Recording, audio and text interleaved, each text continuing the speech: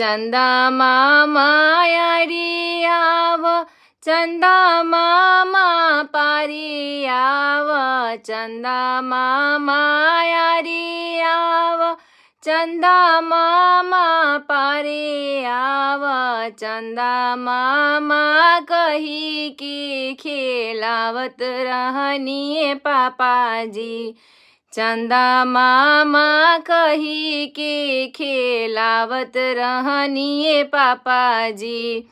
आजू हमारो वतानी बीचे मड़ौआ में, आजू हमारो वतानी बीचे मड़ौआ में, तबो काहे बेटी बिसा रावतानी ए पापाजी, तबो काहे हाथावा छोड़ावतानी ए पापाजी, बेटी काहे आजू बिसारावतानी ए पापाजी।